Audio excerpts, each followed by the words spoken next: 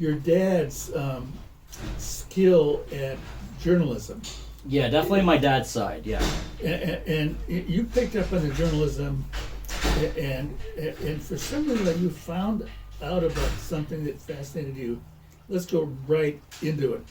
Listen, got John Denby. Yeah, my dad was he was a really good writer since the 70s. He actually worked on the old Saturday Night Live a little bit as a writer. Oh, really cool. Yeah, he knew Belushi and all those guys, and so it just it's in the genes, it's in the blood. Yeah. So my first art form, other than music, is writing. That is kind of my first love, is writing. And journalism. I was a freelance journalist for many years. I was in Haiti after the earthquake, and the next year I was there, writing for various online publications. And journalism and writing has always been kind of at my core. So about 15 years ago, I forgot how it happened, but I suddenly became, I think maybe I saw Oliver Stone's JFK movie for maybe a second time, and something clicked, and I began having this interest in the Kennedy assassination, and basically because it was still a large mystery to the American public about what exactly happened, who was involved, was there a conspiracy or not a conspiracy. So it began as a journey just to find out for myself, what the full story was.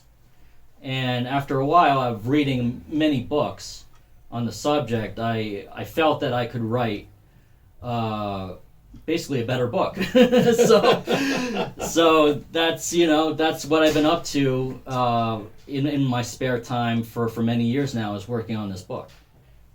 So let's go right from that Oliver Stone movie, which I thought was really well done. Yes. And Oliver Stone has done some pretty cool stuff. So trying to unravel that mystery, a lot of I'm as a normal citizen, I said, wait a minute, how did this guy get assassinated, and who were these guys that did it? Yeah. And there's all this then this guy, Jack Ruby, goes over and kills Oswald right on TV. Yeah. Then he gets something happens to him. Then Bobby gets killed after his 68. His announcement and going into rather than going out the normal way, he has to go through a kitchen, and he gets shot, and it's still a mystery about what that was. And then pretty soon Marilyn Monroe dies, and yeah, we say, "Ooh, wait a minute! This doesn't sound just like." It is. It's one hell of a story. So let's get right into it. And recently the Bullet guy came in. So we're talking to John Lennon Denby. I love the fact that you're named John Lennon Denby. My parents were big Beatles fans. Yes. Yeah. And I think your journalism is really kind of emerging into its own kind of light right now. So tell me where you are on your thinking about this. You're writing on it. Yeah. And what was this just a one-man guy, or was there? Well, the official story put forward by the American government and the Warren Commission? The Warren Commission at the time in 1964 was that one man, a Marxist fanatic named Lee Harvey Oswald, kind of a nutcase, single-handedly killed John F. Kennedy in Dallas, Texas, on November 22nd, 1963. And then 2 days later, a kind of crazy, disgruntled nightclub owner named Jack Ruby killed Oswald. And that's how they left the story for millions and millions of Americans. And millions of Americans eventually didn't buy it. Yeah. There's too many coincidences. Too many facts were learned over the years that were contradictory to the Warren Commission. The Warren Commission did a very actually shoddy report. It was full of holes. It was full of admissions. They failed to interview many witnesses who were in Dealey Plaza that day. So even years later, Robert Kennedy's son, Robert Kennedy Jr., told Charlie Rose that his father thought the Warren Commission was a disaster privately, that they had produced a, quote, shoddy piece of work. So the Warren Commission by this time in 2023, I feel is pretty much discredited. And their report, the Warren report, is discredited. You know, the first time I myself get a kind of tinge of wonder, almost when it was reported, like 3 days after the assassination. Yeah. Bobby Kennedy. How old were you at the time, by the way? I was, let's see, it was 1963. 63. Yeah. I was like, 40. No, 63. I was like, wait, no. 4 years old, or 60. Let's see. Wait a minute. I can't be 100. What year were you born? I'm born 30. I can't be 100 years old. I hope not, Dave. So I was basically, I was about 30 years old. Okay. And you remember the Kennedy assassination I very do. well? I was in college at the time. I was in graduate school. I was head of the kind of student government of the graduate school, and we heard it, and I decided to shut the school down. Okay. So I shut it down. And then I heard a very unpublicized, rarely seen again, interview with Bobby, who basically said, "Did we do this? Did the government? Did we actually kill my brother?" You saw a television interview or a radio? I thought it was a radio interview. A radio interview with Bobby Kennedy. Yeah, okay. and that was it. Nobody kind of went any further. Yeah. But somehow he had a sense, a clue. Yes. Do you think there's any? There's a very good account of Bobby Kennedy's reaction the day of his brother's murder. If anyone wants to pick up, it's called Brothers by journalist David Talbot, who is the founder of Salon magazine. He wrote a fantastic Salon. Yeah, that's the publication he founded, an online magazine many years ago. But David Talbot did a fantastic book called Brothers, the story of John and Robert Kennedy and Robert Kennedy's private quest to find out what happened to his brother. And the book opens up on November 22nd at Hickory Hill, which was Bobby Kennedy's estate outside of Washington, D.C. And he gets a phone call from Hoover around 12:30 in the afternoon saying that his brother's been shot in Dallas. And 30 minutes later, Hoover calls back and tells him that his brother is dead. And so immediately he starts putting together in his mind, what exactly happened. And he focuses on the CIA. He focuses on Cuban exiles, which the CIA is engaged in a secret war against Castro with. And he focuses on elements of the American mafia who he was at the time going after. Bobby Kennedy launched the greatest crackdown on the American mob this country had ever seen up until that point, and he had made some very bitter enemies. So he focused on those three elements as kind of the nexus as to who might be responsible for his brother's death. He didn't think it was Castro. He didn't think it was Khrushchev. He didn't think it was any other of kind of like the fringe groups that some of these theories put forward. He focused really on an element in the CIA and the Cuban exiles and elements of the American mafia. So, and he had the director of the CIA come over to his home that day. His name was it wasn't Richard Helms at the time. The director comes over. Yeah. So we'll get his name in a second. Yeah. So he asked the director, just point blank, did your people do this to my brother? And his name's John McCone. So McCone was also a very practicing Catholic, just like Bobby Kennedy. And Bobby said that he asked McCone in a way that he couldn't lie to him. So basically, he brought up McCone's faith. Swear on God that you guys did not kill my brother. And McCone said that the CIA did not. But McCone wasn't in a position to know anything, really, because McCone was not an agency insider. He had been brought in by the Kennedy brothers only a year before to replace Alan Dulles, who had been fired by Kennedy after the Bay of Pigs fiasco. Yeah.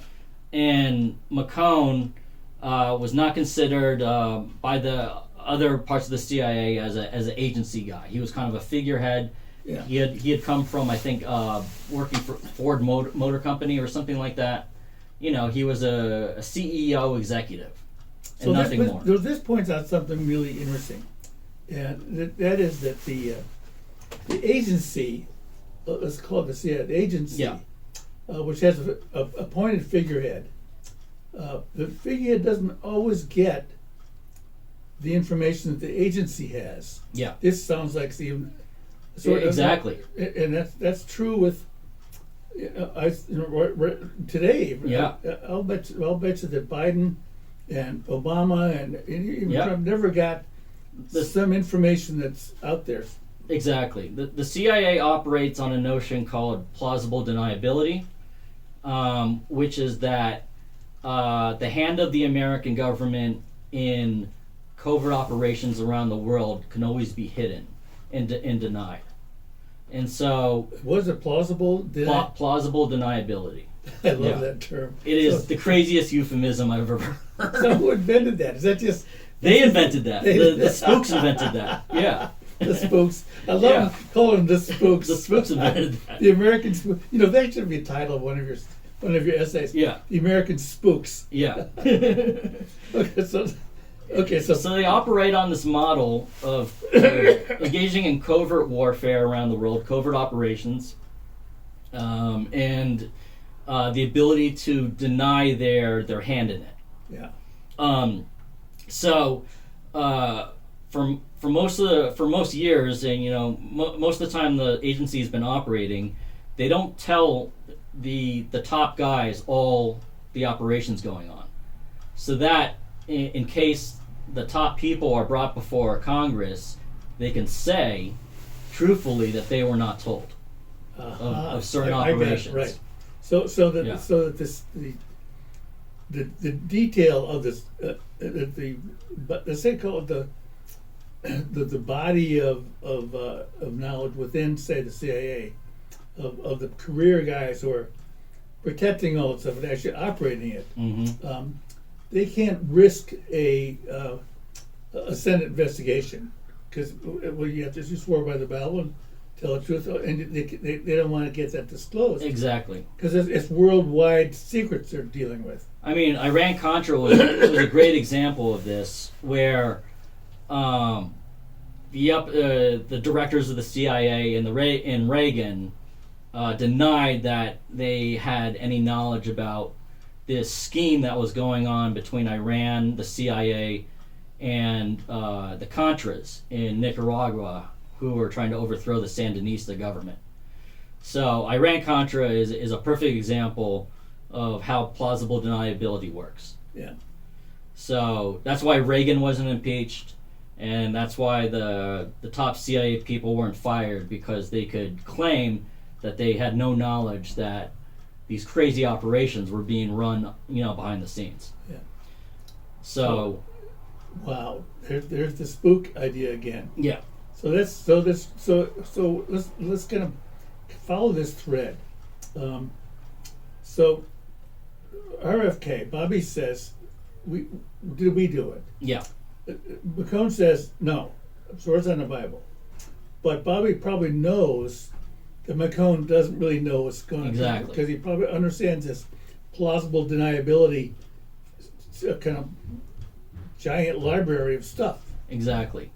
So I also have to say, what did Bobby do about that?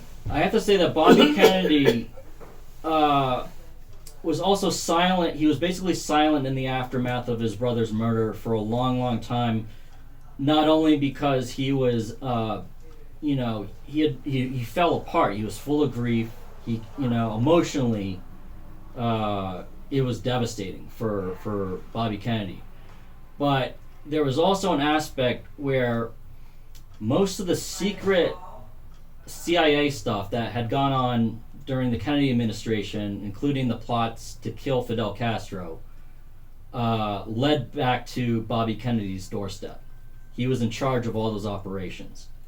And he didn't want... do we have a phone call coming in? This could be really important. Okay. Okay, I'm going to grab this. All right. WMRW, who's this? Hello? Do we have a prank caller? Okay, there must have been a prank call.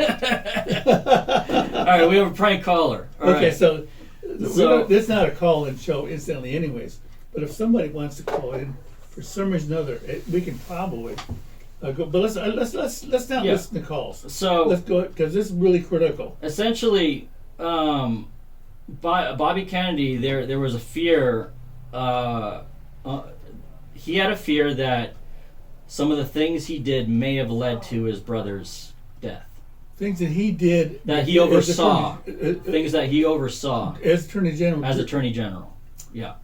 Because he was After the Bay of Pigs fiasco, Kennedy transferred the entire Cuban portfolio to Robert Kennedy, to his brother. Okay. He wanted his brother overseeing all the Cuban operations because he didn't want another Bay of Pigs disaster to happen. Right. So he transferred the entire Cuban portfolio to his brother, and his brother was overseeing all the covert operations regarding Cuba, regarding plots to kill Fidel Castro, all of that.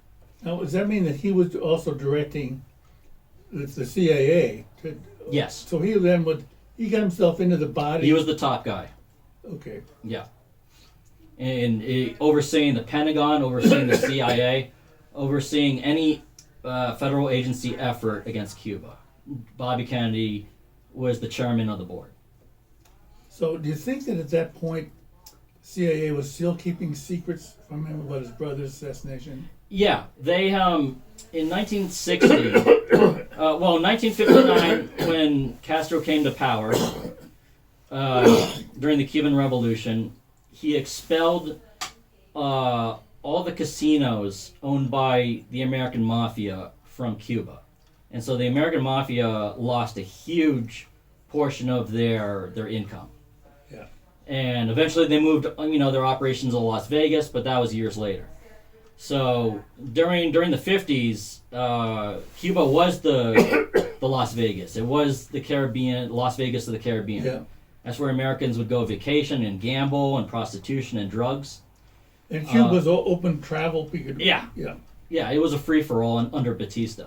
So when Castro overthrew Batista in 1959, he expelled all the casinos and the American Mafia. He put American mobsters into prison, threatened to execute them. In 1960, the CIA made a terrible decision, probably one of the worst decisions in the history of the agency, to approach the American Mafia to assassinate Castro.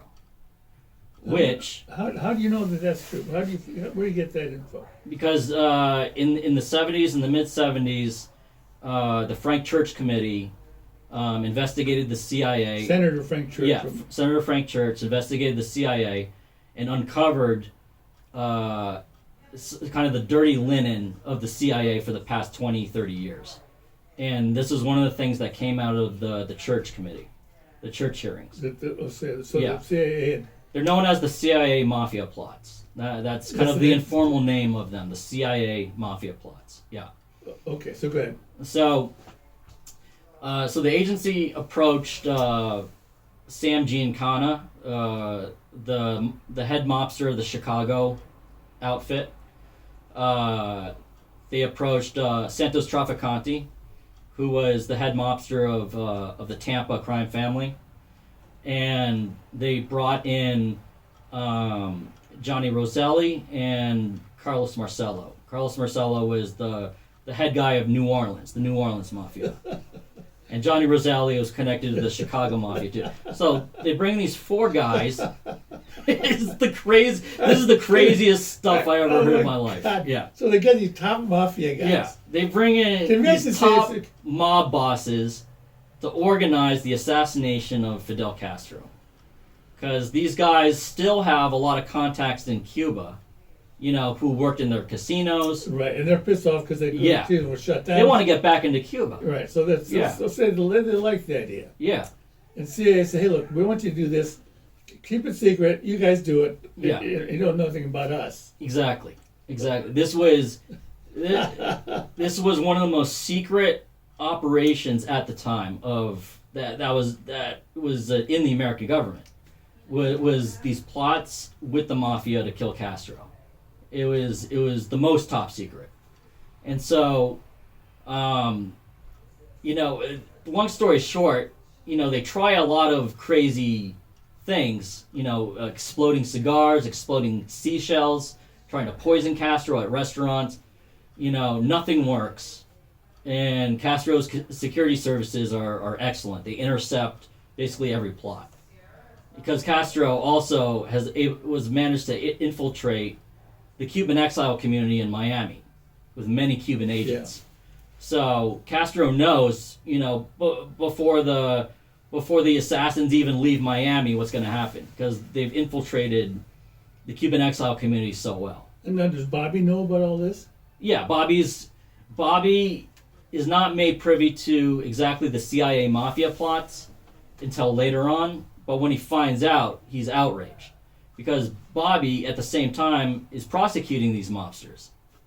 Oh, right. Okay. Yeah. So he's prosecuting these guys. He's prosecuting the mob. Meanwhile, the other branch of the government is hiring them. Exactly. The CIA is hiring these guys while Bobby is going after these guys in court, trying to get them deported back to Sicily, trying to, get them put in prison. So it's a really crazy dynamic what's going on. So eventually the CIA has to tell Bobby Kennedy, like, look, can you kind of back off these guys because we're using them to try to kill Castro. And Bobby just flies into a rage, because these guys are the main guys he's going after. Yeah. Yeah. Oh my God. He actually, there's a story. He particularly loathed Jimmy Hoffa and Carlos Marcello. And he wanted to really put these guys behind bars for the rest of their life. And so Marcello, with his tons of money, he managed to get a fake birth certificate for Guatemala as a Guatemalan citizen. And so what Bobby Kennedy did, he had basically, when Marcello showed up for an INS hearing in New Orleans, he had Marcello essentially kidnapped, flown on a private plane to Guatemala, and deposited in the country. And the Guatemalan authorities didn't want him there, so they drove him to the border, and with his lawyer. What border of which? Guatemala and I think Honduras. Yeah, okay.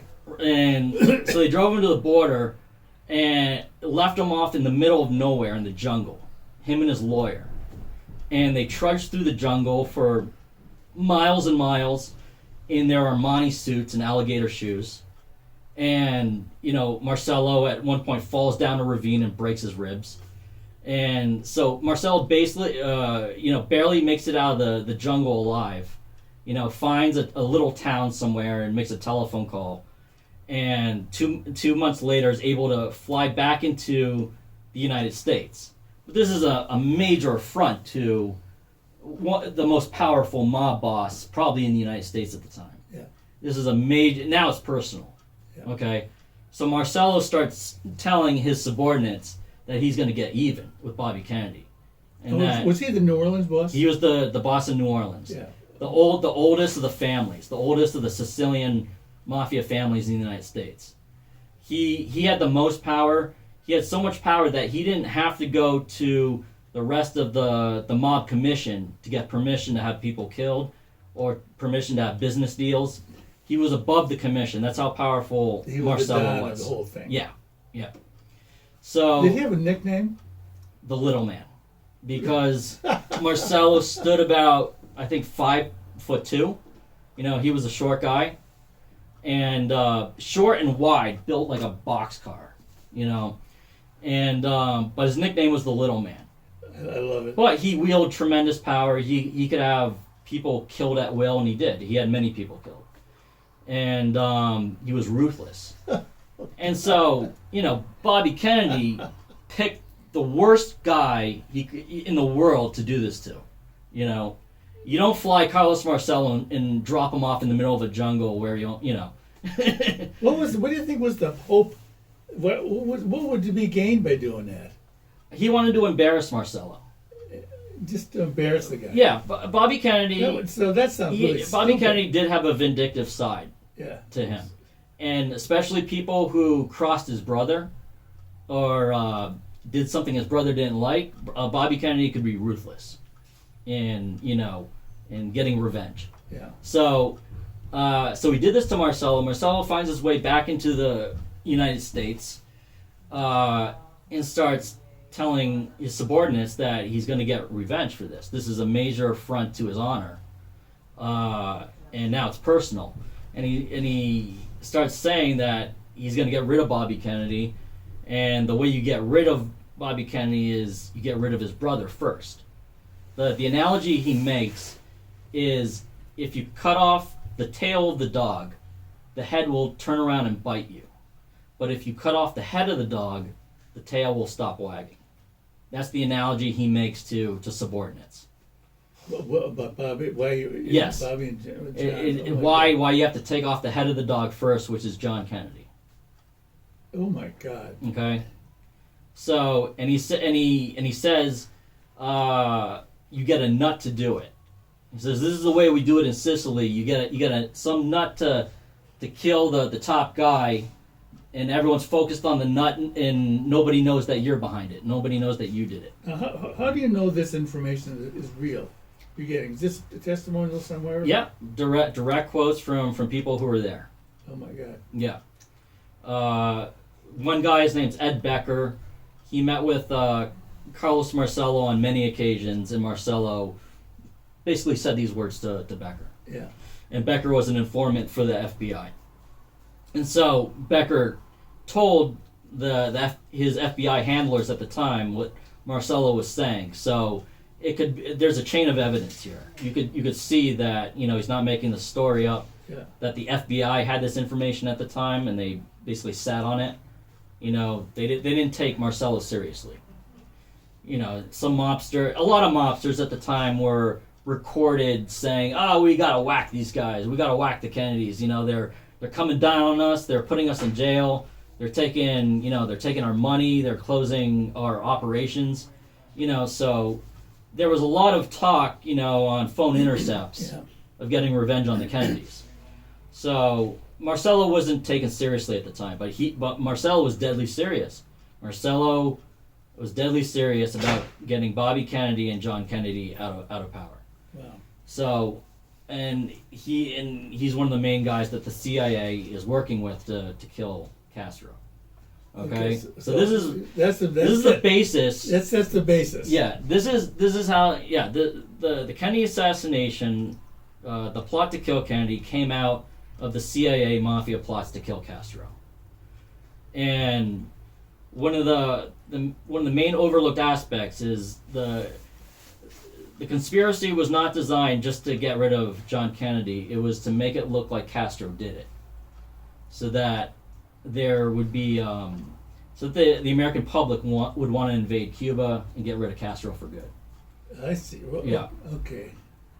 So now we have Lee Harvey Oswald, who is this ex-Marine. He defected to Russia years before. He spent 2 years in Russia, came back to the United States. Is living in New Orleans in the summer of 1963, and he comes from New Orleans. Oswald was born in New Orleans and grew up in New Orleans, and Oswald's uncle, his name's Dutch Moret, is a bookie for Carlos Marcello. Okay, so Marcello finds his nut. Marcello finds the guy. Right. The guy who's crazy enough, to pull off this plan. And But Oswald is he's a Marxist-Leninist, and he believes that he is a soldier in the worldwide communist revolution, and he has a particular thing with the Cuban Revolution. He wants to aid the Cuban Revolution and Castro. So he sets up a chapter of the Fair Play for Cuba Committee in New Orleans, with only himself as the only member. And and he's handing out leaflets on the streets of New Orleans, promoting relations with Cuba, friendly relations with Cuba. And he runs up against the Cuban exile community in New Orleans. And there's a public fight that breaks out in the street when they find out that there's this guy named Oswald handing out pro-Castro leaflets. And Oswald spends like a night in jail, and so do the anti-Castro Cubans who fought with him. And they decide that they're gonna manipulate Oswald after this. They send they being the Cuban exiles. Yeah. okay, right, okay. There is a small group connected to Marcelo and Traficante, Cuban exiles, and they want Kennedy gone too. So they send two guys to approach Oswald, and they're pretending to be Cuban agents. Okay, and these guys are also connected with the CIA too. They're CIA contract agents. So these two guys approach Oswald pretending to be agents of Fidel Castro, but they're Cuban exiles. And they manipulate Oswald into essentially shooting Kennedy. And Oswald's thinking he's doing this on behalf of the Cuban Revolution, on behalf of Castro. Interestingly enough, Oswald goes to Mexico City months before he kills Kennedy in Dallas, and he shows up at the Cuban consulate and the Russian embassies trying to get into Cuba. And he's denied entry, and this is also another reason why he kills Kennedy, because he wants to prove to Castro and in the international communist community that he can do this, that he's pulled this off, that he's a fighter in the worldwide communist revolution. So this is one of the aspects that the CIA has been trying to cover up since 1963, is that some of its people manipulated Oswald into doing this. Yeah. So Oswald was convinced that he could do it and get away with it. Yeah. He had the training. He was trained as a sniper in the Marine Corps. He was a very good shot. I believe he reached the status of marksman in the Marine Corps. So he was a good shot, and if you go to the book depository in Dallas, Texas, you could see that it was not a hard shot for someone to make. Yeah. It's a small area. It's a small plaza, essentially. And he was on the 6th floor of the building, great vantage point for a sniper. And Kennedy's motorcade came down the street and made a sharp turn and slowed to, I think, like 10 miles an hour. So Oswald had a very slow-moving target. Yeah. That was not that far away. So it was not hard for Oswald to make the shots that he did. But one of the things, the most fascinating aspect in all this is that I find is the continued secrecy surrounding the Kennedy assassination that has gone on for 60 years, since 1963. The agency that has tried the hardest to cover things up and obfuscate and lie to people, lie to members of Congress, even lie to presidents like Richard Nixon, is the CIA.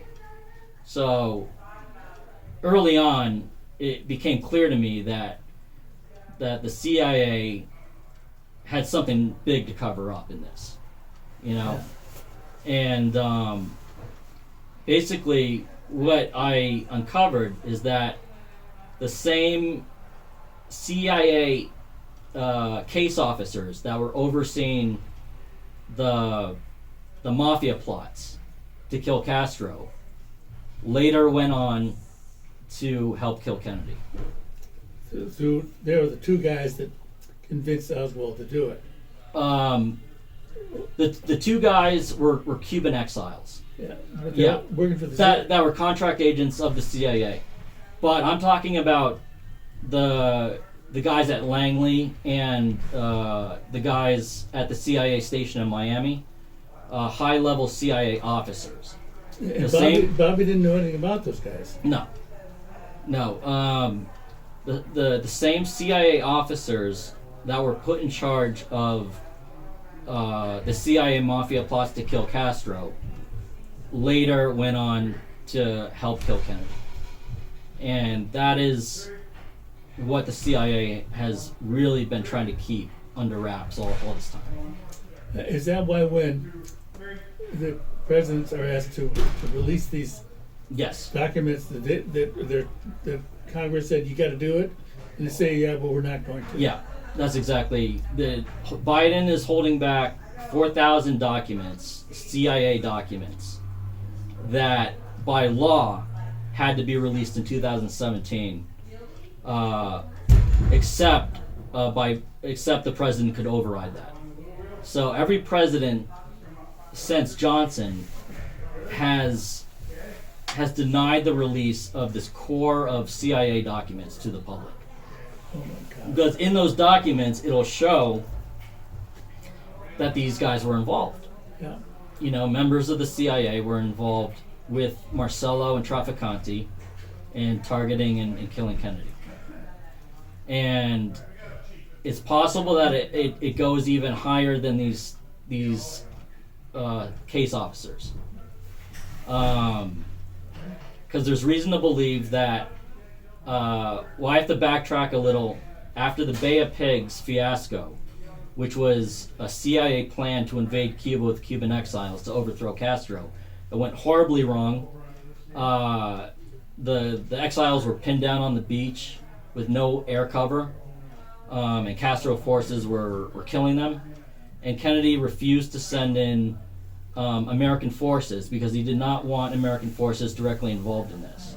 It was supposed to be a covert operation run by the CIA, appearing that it was its own like Cuban exile invasion without the hand of the United States. So is that why he fired Dulles? Yes.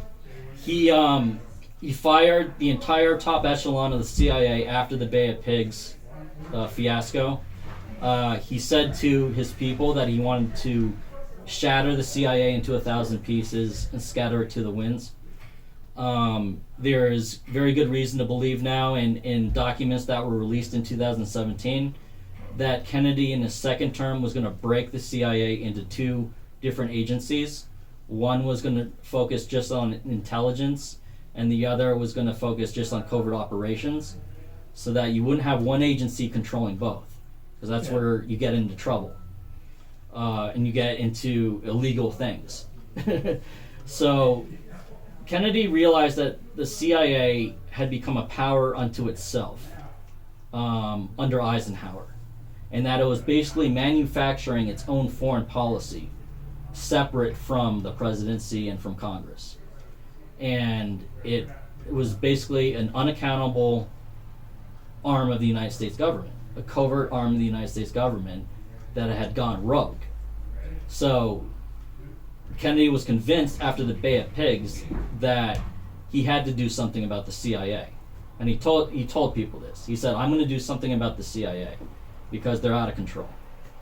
So he fires Allen Dulles, who had been in charge of the agency for, I think, 15 years, all under Eisenhower and since the inception of the CIA.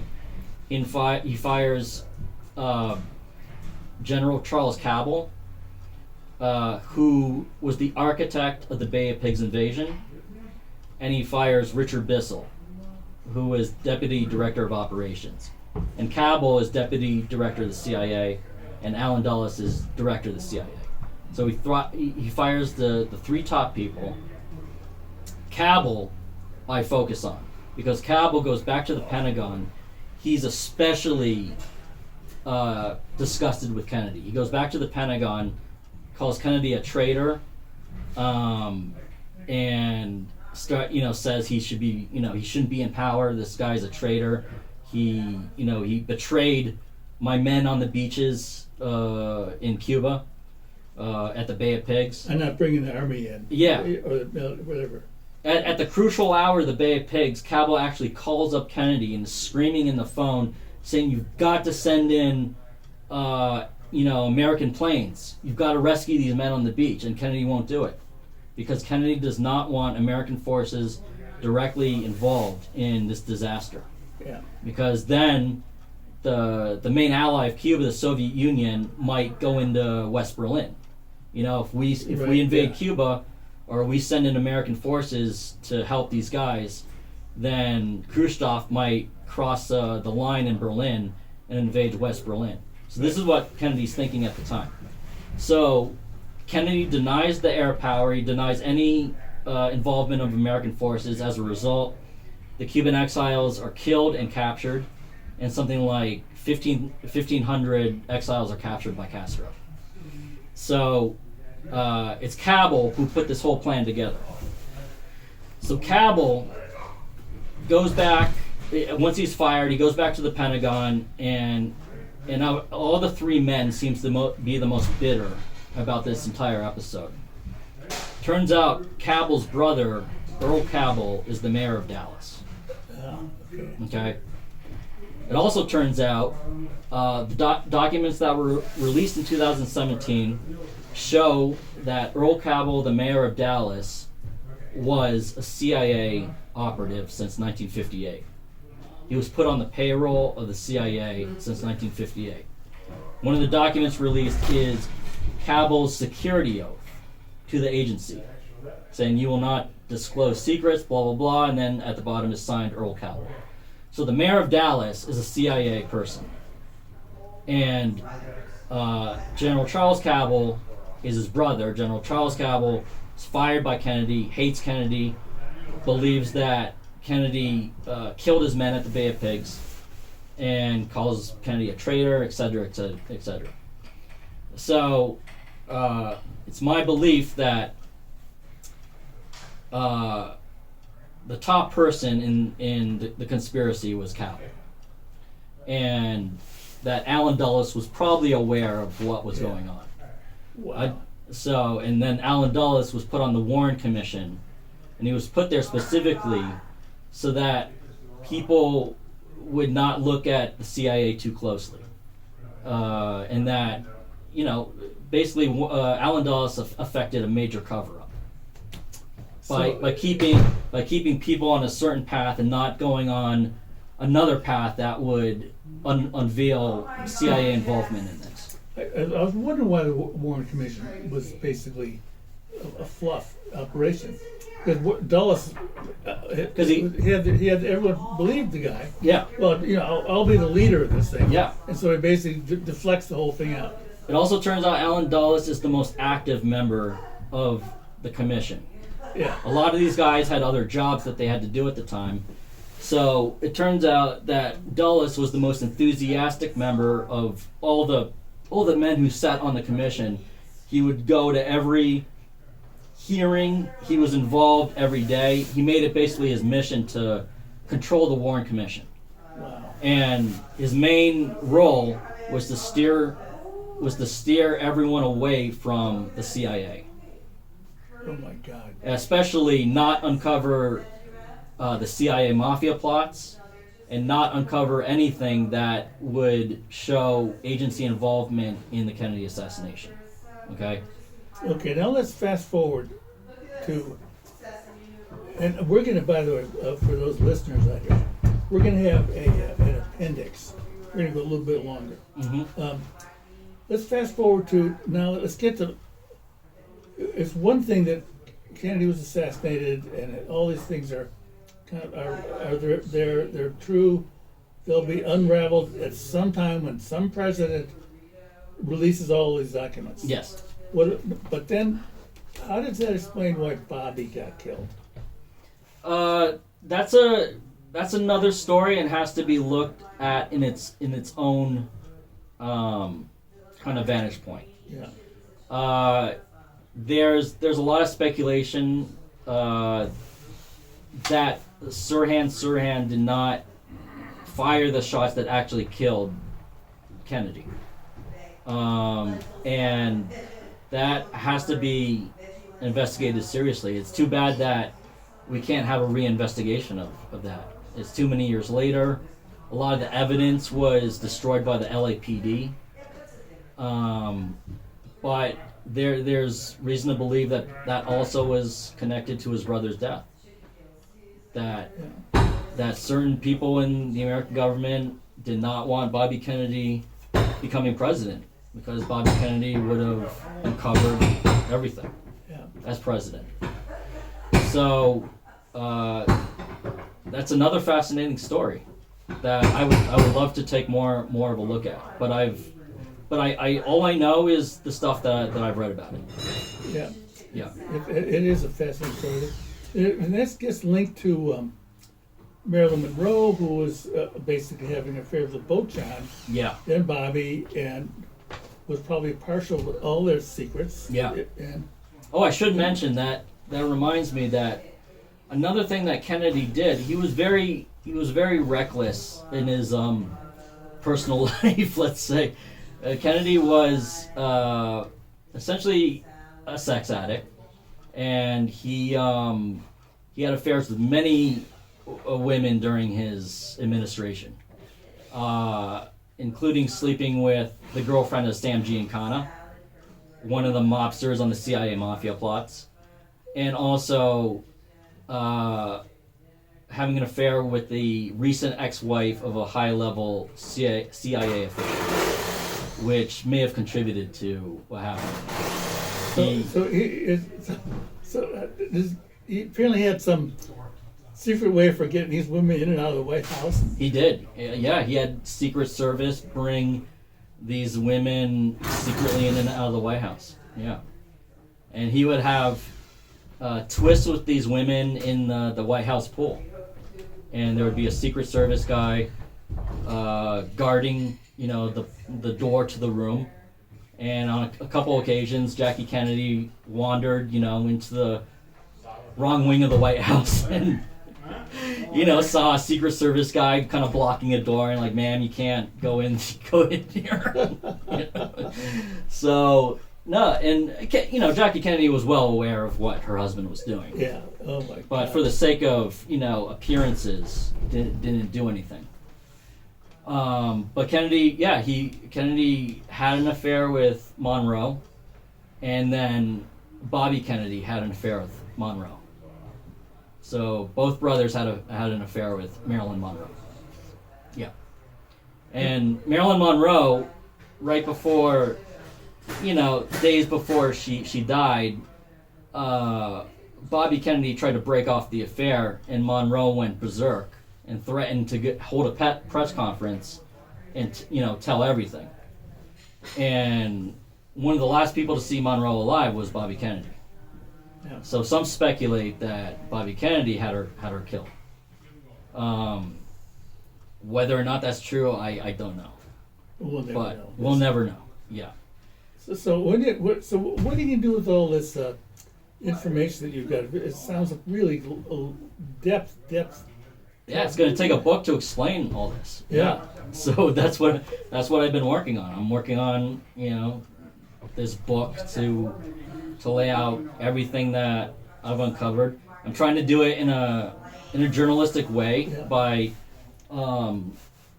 with trustworthy sources, by corroborating sources in their testimony, corroborating evidence.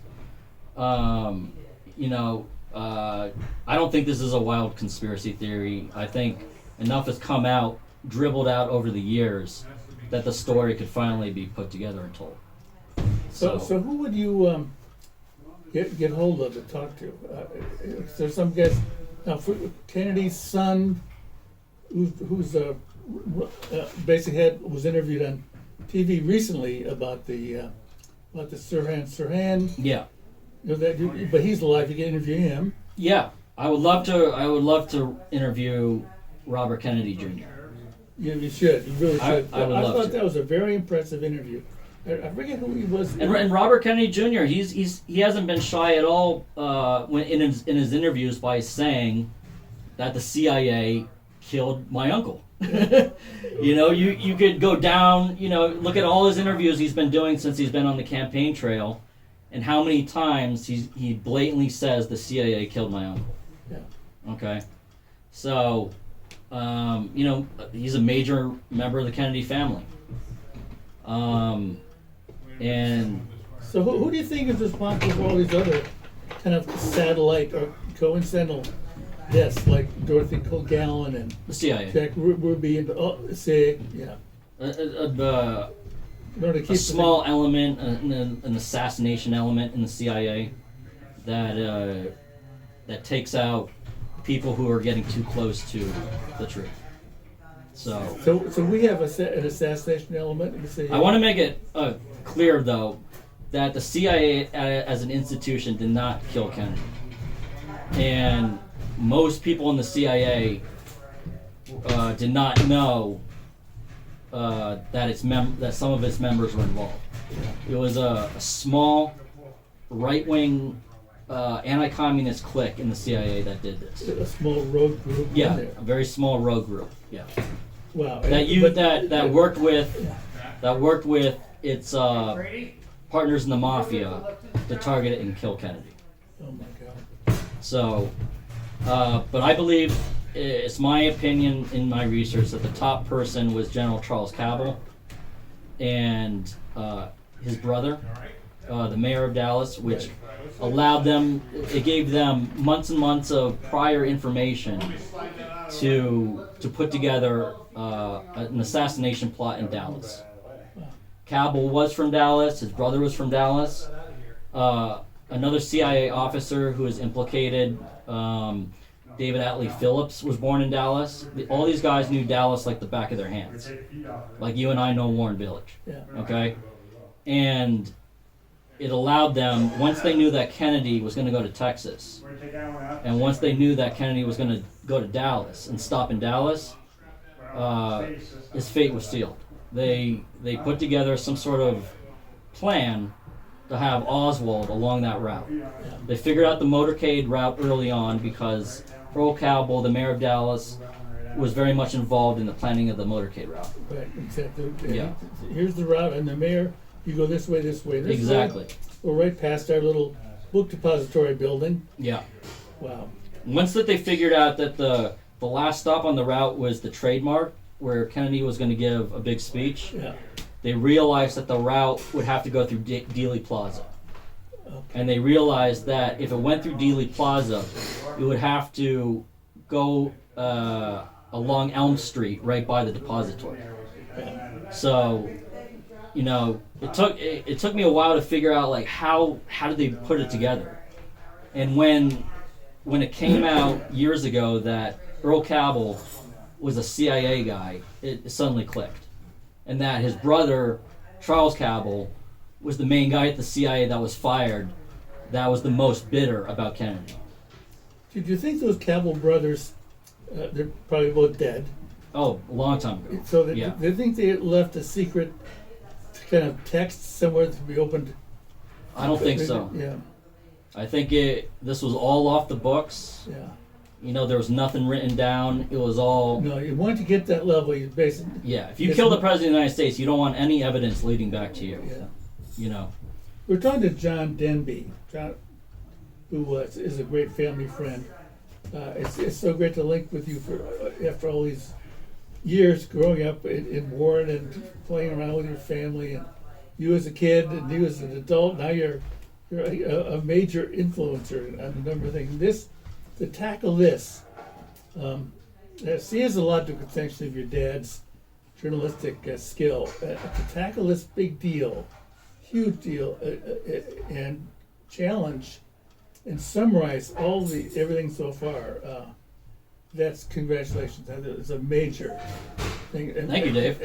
Do it. You got to do It's this. still an ongoing journey. This journey has not ended by a long shot. This is a very good summary we just did today, and which can be repeated again. And you can it's also being recorded, so this may be something that comes back to support you in some way.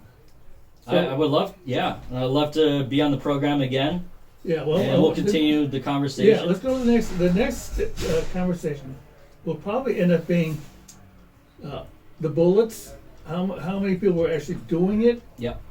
Then where did it go from there? Once actually, the deflection of Bobby through the kitchen, and all this stuff that kind of covers up, and relates. We're still. We have a president, an ex-president, whose theme was lying, cheating, and covering up. Mm-hmm. And Absolutely. it's still going on. Okay, we're going to close this off, John. Thank you very much for being Dave. in WMRW as usual, and we'll see.